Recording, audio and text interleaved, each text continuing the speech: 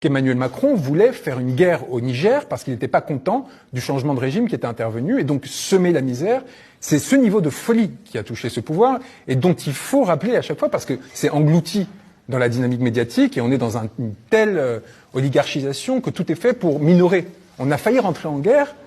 par caprice d'Emmanuel Macron qui en fait a fait prendre en otage son ambassadeur dans sa propre ambassade pendant des mois parce qu'il n'était pas content du comportement des autorités nigériennes. Et donc des personnes comme Kémy Séba par exemple ont empêché ce mouvement guerrier et donc on a voulu par exemple lui retirer la nationalité mais à la demande de la DGSE et il a déchiré son passeport, ça ne vous a pas choqué en réaction, dans l'objectif de l'éliminer et de l'éliminer physiquement. Parce que vous ne pouvez pas, à l'étranger, quand vous êtes la DGSE, tuer un citoyen français. Par contre, dès le moment que vous lui retirez la nationalité, donc on a réactivé une disposition qui avait été créée sous Daladier et qui n'était pas appliquée depuis plus de 50 ans, donc le signataire des accords de Munich, dans le but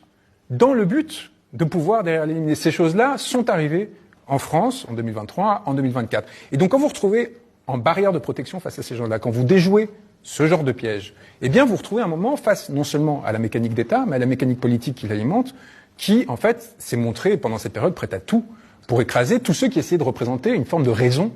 par rapport à la folie à laquelle on était prise. Donc évidemment, derrière, les conséquences sont lourdes parce que il est très facile de convaincre la DGSI et la DGSE qu'en fait, vous seriez en train de jouer contre les intérêts de l'État français alors que vous êtes en train de jouer contre les intérêts d'une clique et d'essayer de l'empêcher de mettre la France dans une situation encore plus grave que celle où elle se trouvait. Et donc, dans cette dynamique-là, évidemment, le nombre de pièges, de violences, de procédures, y compris physiques,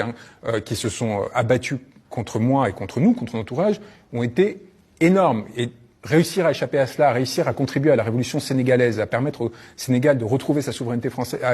par rapport à un régime de lampiste soutenu par la France-Afrique, c'est pas des éléments anodins. Vous êtes un roi là-bas aujourd'hui. Je suis pas un roi, je suis quelqu'un qui a été en prison pour eux, à leur côté, et qui les a aidés à sortir plus de 1000 personnes de prison qui l'étaient pour des raisons politiques. Et ça, c'est un élément qui arrive rarement et qui, quelque part, je dois vous le dire, sauve l'image de la France au Sénégal. Parce qu'autrement, ça aurait été la France dans son ensemble qui aurait été détestée. Et de voir qu'un Français était capable de rompre avec les logiques qui étaient mises en œuvre